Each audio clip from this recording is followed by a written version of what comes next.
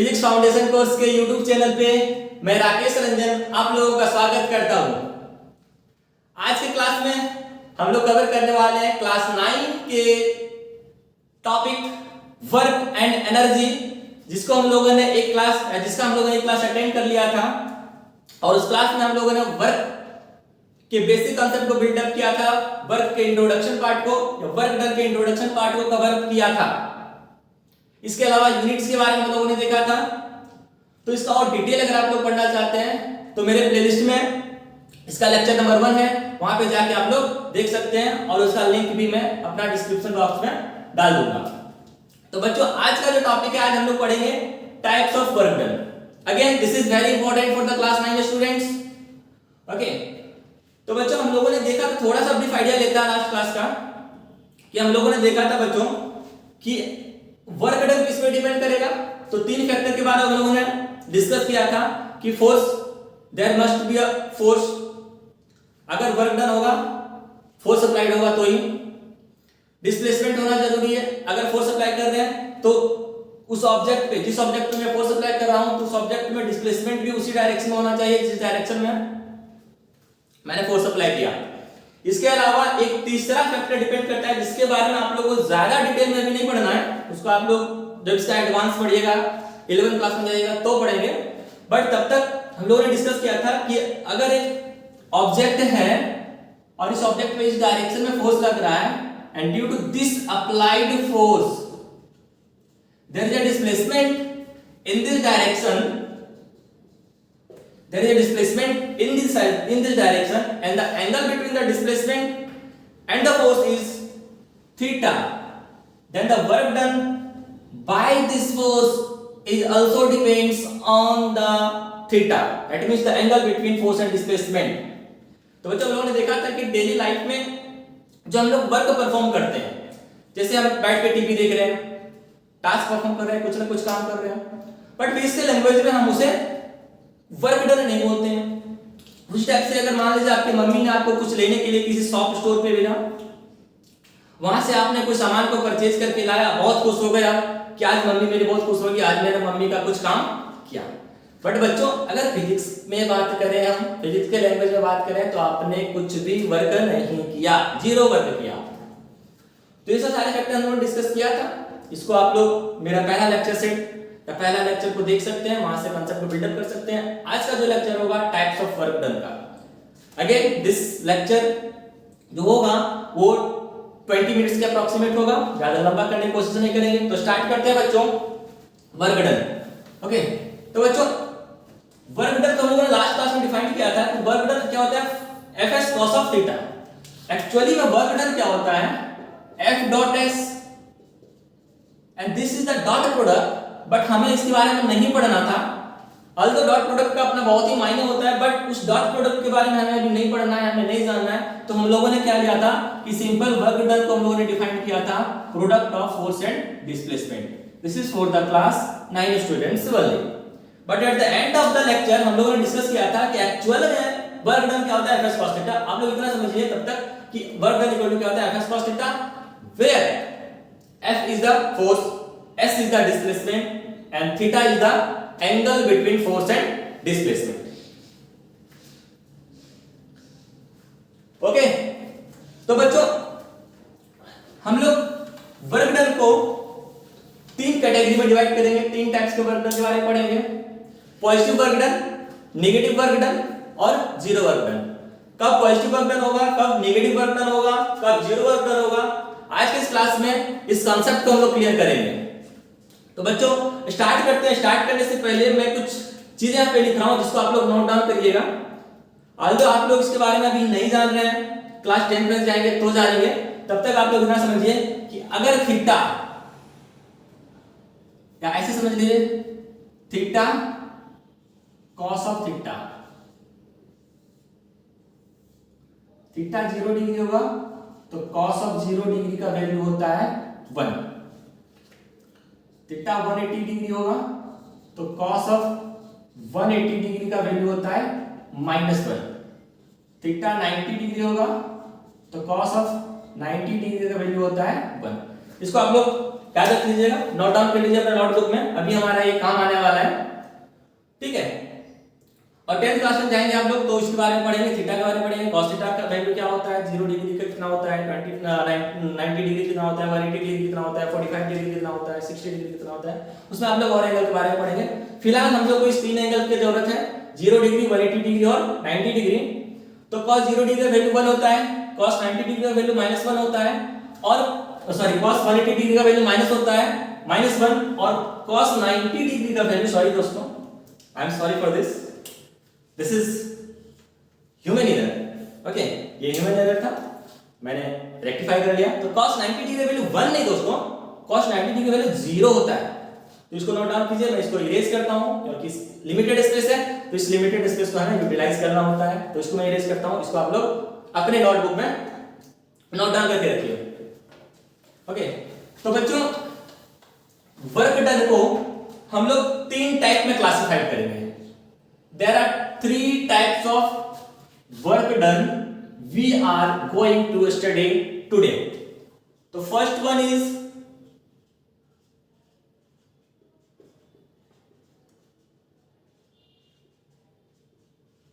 positive work done. Second one is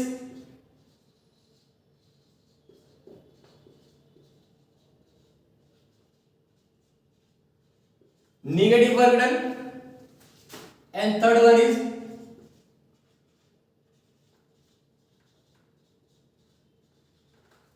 zero work done. So the types of work done or work done may be classified into 3 types: positive work done, negative work done, and zero work done.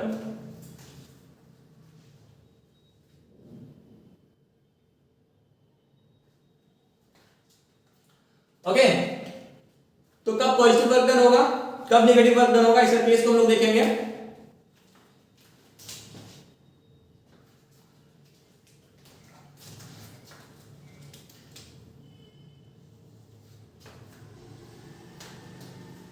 तो बच्चों suppose एक block है, इस block पे मैं force ऐसे apply कर रहा हूं इस डायरेक्शन में,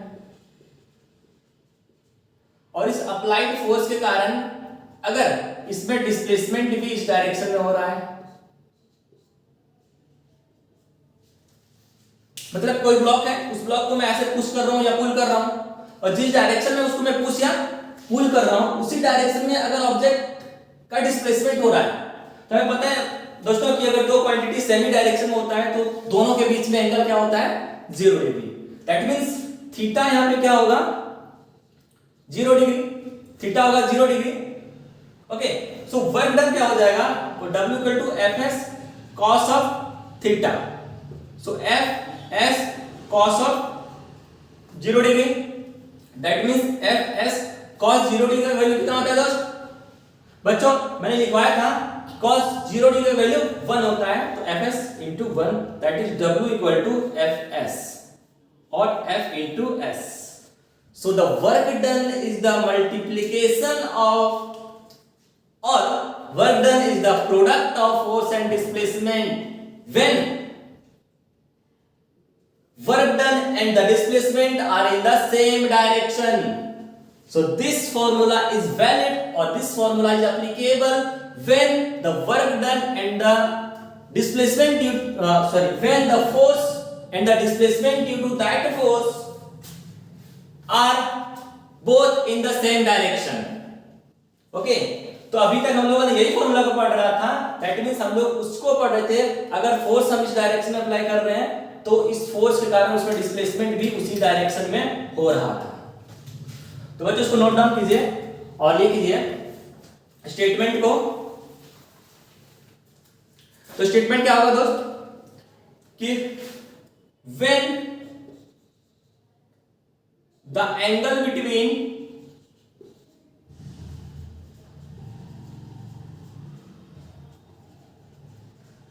force and displacement is 0 degree, that is theta equal to 0 degree, work done is positive.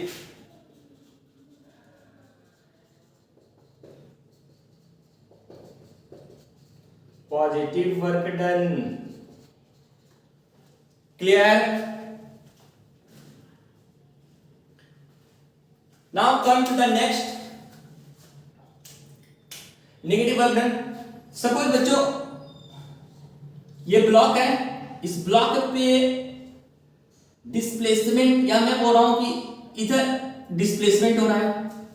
बच्चों ये क्यों डिस्प्लेसमेंट हो रहा है, कैसे डिस्प्लेसमेंट हो रहा है हमको नहीं पता, हम एग्जांपल लेके कोशिश करेंगे। सपोज एक ब्लॉक है और इस ब्लॉक पे हम एक फोर्स अप्लाई कर रहे हैं इस डायरेक्शन में। सपोज हम जो फोर्स अप्लाई कर रहे हैं इस डायरेक्शन में फोर्स अप्लाई कर रहे हैं, suppose F1 is equal to suppose 15 newton. Okay, और एक और है जो इस डायरेक्शन में F2 फोर्स अप्लाई कर रहा है, सपोज 30 न्यूटन। मतलब ये जो बंदा है, ये बंदा जो F2 फोर्स अप्लाई कर रहा है वो राइट डायरेक्शन में इस ऑब्जेक्ट को अपनी ओर पुल कर रहा है, और ये बंदा जो F1 फोर्स अप्लाई कर रहा है वो अपनी ओर 15 न्यूटन फोर्स से पुल कर रहा है। तो बच्चों ब्लॉक किधर मूव करेगा, तो हमें पता है कि जिधर नेट फोर्स, मतलब जिधर फोर्स ज्यादा अप्लाई होता है, जिस डायरेक्शन में ज्यादा फोर्स अप्लाई होगा उस डायरेक्शन में ब्लॉक मूव करेगा। तो इस फोर्स के कारण, due to this force F2, the block will start moving in the rightward direction. जिधर इस F2 फोर्स लग रहा है, क्योंकि यहाँ पे 30 न्यूटन फोर्स लग रहा है और यहाँ पे 15 न्यूटन फोर्स लग रहा है, तो ये फोर्स ज्यादा है तो ये ब्लॉक इधर मूव करेगा। तो बच्चों इस फोर्स के कारण F2 फोर्स, देखो फोर्स जो वर्क डन हम निकालते हैं, तो वर्क डन किस फोर्स के कारण हो रहा है उसको हम लोग काउंट करते हैं, उसको काउंट करेंगे। देखिए अगर बहुत सारा, एक ऑब्जेक्ट पे बहुत सारा फोर्स लग रहा है, एक ऑब्जेक्ट पे हम 3-4 मल्टीपल फोर्स अप्लाई कर रहे हैं, तो हर फोर्स के लिए वर्क डन अलग अलग होगा, हर फोर्स के लिए वर्क डन अलग अलग होगा। तो इस फोर्स के लिए जो वर्क डन होगा, ये फोर्स के लिए वर्क डन, देखिए इस फोर्स किधर लग रहा है, इस डायरेक्शन में, डिस्प्लेसमेंट भी किधर हो रहा है, इस डायरेक्शन में। दैट मींस कि फोर्स और डिस्प्लेसमेंट दोनों के बीच का एंगल 0 डिग्री है। तो इस फोर्स के कारण जो वर्क डन होगा वो तो force into displacement, that means positive work done होगा। लेकिन अगर इसके रिस्पेक्ट में हम बात करें तो ये फोर्स तो इधर अप्लाई कर रहा है बच्चों, ये फोर्स तो इधर अप्लाई हो रहा है, बट डिस्प्लेसमेंट ऑब्जेक्ट में किधर हो रहा है, इस डायरेक्शन में डिस्प्लेसमेंट हो रहा है। That means the displacement, the angle between the displacement and the force is 180 degree, both are anti parallel. तो फोर्स इधर अप्लाई हो रहा है बट डिस्प्लेसमेंट इधर हो रहा है, तो ड्यू टू दिस फोर्स, इस फोर्स के कारण, इस फोर्स के कारण, यहां पे इस फोर्स के कारण जो थीटा क्या हो जाएगा 180 डिग्री, और इस फोर्स के कारण F1 फोर्स के कारण work done by the F1 force is negative. ये F2 फोर्स का पॉजिटिव वर्क डन होगा जो हम लोगों ने फर्स्ट केस में डिस्कस किया था, बट ये F1 फोर्स जो अप्लाई हो रहा है इस डायरेक्शन में, बट डिस्प्लेसमेंट इस डायरेक्शन में हो रहा है, तो इस फोर्स के कारण जो वर्क डन होगा that is the negative work done. Clear? तो लिखते हैं कि वर्क नेगेटिव वर्क डन कब होगा, if force and displacement both are opposite in direction, both are opposite in direction, that is theta equal to 180 degree. तो theta equal to 180 degree जब हुआ तो W इक्वल टू क्या होगा पड़ा, Fs cos of theta, that is Fs cos of 180 degree. और बच्चों हमें पता है cos of 180 डिग्री का वैल्यू, तो Fs into -1, so W equal to minus of Fs। Okay, तो अगर डिस्प्लेसमेंट और अप्लाइड फोर्स दोनों अपोजिट डायरेक्शन में है तो जो वर्क डन होगा that work done is the negative work done.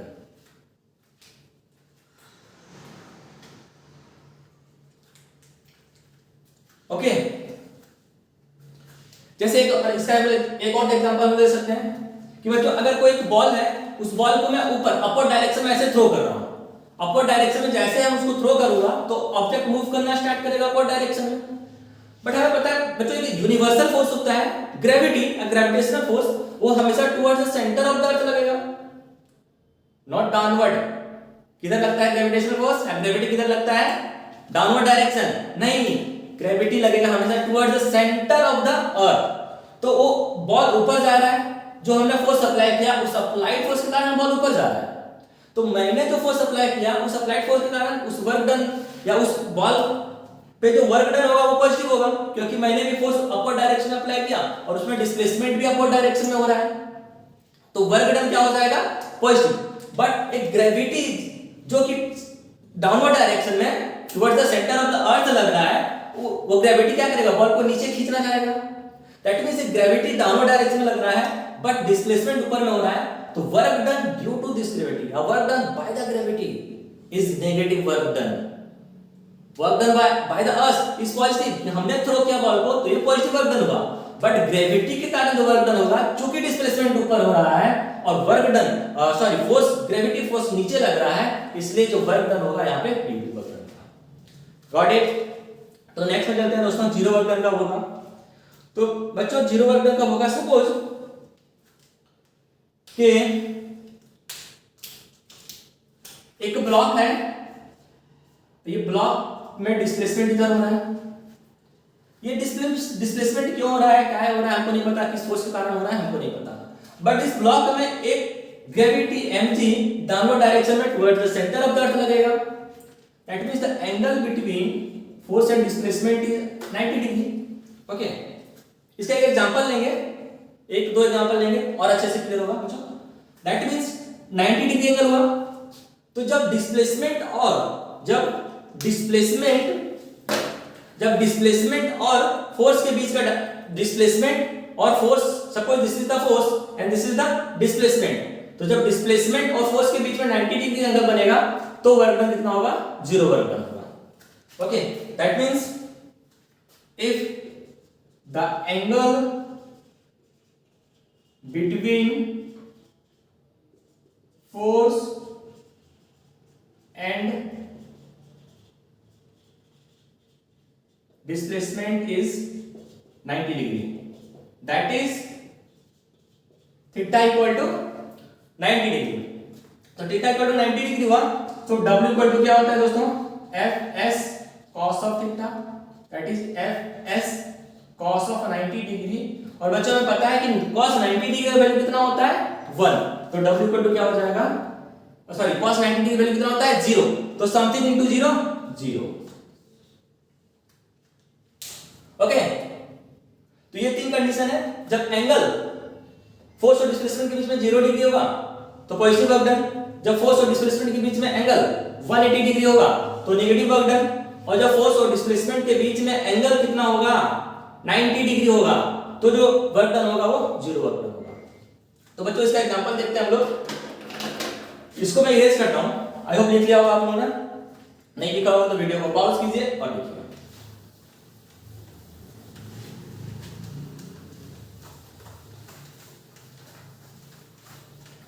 जैसे बच्चों सपोज एक पुली है,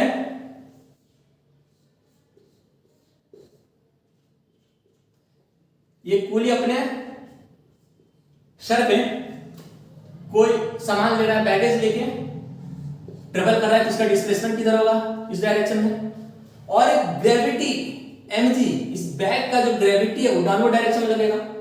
देखो तो दोस्तों क्या ये पुली जो सामान लेके एक जगह से दूसरे जगह जा रहा है, तो क्या वर्क डन नहीं किया?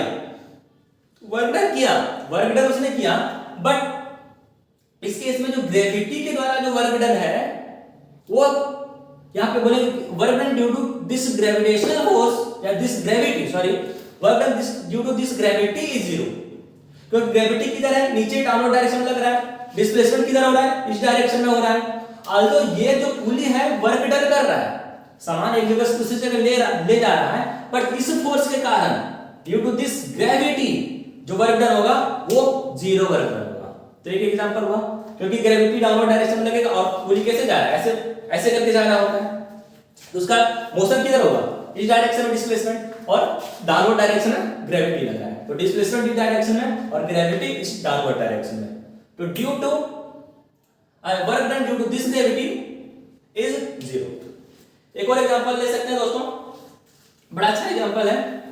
ओके, तो एक बात याद रखिएगा कि वर्क डन किस फोर्स के द्वारा किया जा रहा है वो मैटर करता है। तो सपोज ये सन है और सन के अराउंड में प्लैनेट्स ऐसे मूव कर रहे होते हैं, ऐसे मूव कर रहे होते हैं प्लैनेट। अब सन का एक ग्रेविटेशनल फोर्स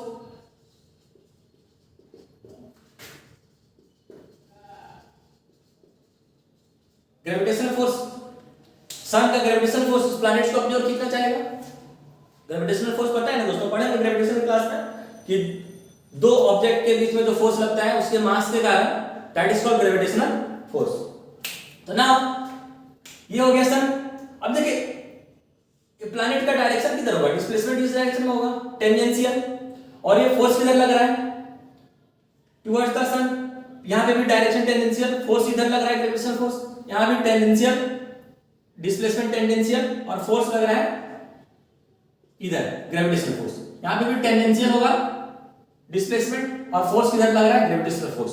ओके, और हम लोग बच्चों पढ़े हैं, मैथमेटिक्स में पढ़े होंगे आप लोग कि जो टेंजेंट होता है सर्कल पे, अगर हम कोई टेंजेंट को ड्रॉ करते हैं तो टेंजेंट हमेशा सर्कल के रेडियस का परपेंडिकुलर होता है। तो ये दोनों के बीच में एंगल कितना बनेगा, 90 degree. That means the work done at each point is zero. Work done at each point is zero. इस पॉइंट पे भी वर्क डन जीरो, इस पॉइंट पे भी वर्क डन जीरो, इस पॉइंट पे भी वर्क डन जीरो, इस पॉइंट पे भी वर्क डन जीरो। तो हर एक पॉइंट पे, each and every point work done कितना होगा, जीरो। तो बोले कि सन के अराउंड में रोटेट करने के लिए अर्थ ने कुछ काम किया, कुछ वर्क डन किया, तो ऑब्वियस ईच पॉइंट पे अगर वर्क डन नहीं हो रहा है, किसी भी पॉइंट पे वर्क नहीं कर रहा है, तो टोटल वर्क डन भी क्या होगा, जीरो हो जाएगा। ओके, तो इस केस में तो एक बड़ा फेमस एग्जांपल था, लेकिन वर्क डन किस फोर्स का जीरो है ये मैटर करता है। तो work done due to this gravitational force, work done due to this gravitational force is zero. Okay, work done due to this gravitational force is zero. और we can say कि work done due to this gravitational force at each and every point is zero. Okay, तो बच्चों इसको एक तरीके से और भी हम लोग प्रूव कर सकते हैं कि देखिए वर्क डन का फॉर्मूला क्या होता है, फोर्स इनटू डिस्प्लेसमेंट, और डिस्प्लेसमेंट क्या होता है, the shortest distance between the initial and final point. तो देखो अगर एक प्लैनेट यहां से रोटेट करना स्टार्ट किया, रोटेट करते करते करते करते वापस यहीं पे आ गया, तो इनिशियल और फाइनल पॉइंट के बीच में शॉर्टेस्ट डिस्टेंस क्या हो गया, जीरो। तो वर्क डन भी जीरो होगा। अल्दो ऐसे में लोग प्रूव कर सकते हैं, बट ये जो मैंने आपको बताया कि ये जो वर्क डन है each and every point due to this gravitational force is zero, each and every point. Okay, तो बच्चों आई होप कि आप लोगों को चीजें समझ में आया होगा, कांसेप्ट समझ में आया होगा। ओके, तो आज के क्लास में इतना ही। नेक्स्ट क्लास में हम लोग लेके आएंगे लेक्चर नंबर 3। आज से लेक्चर नंबर 2 में आज इतना ही। तब तक के लिए बाय बाय, टेक केयर, मुस्कुराते रहिए और पढ़ाई करते रहिए।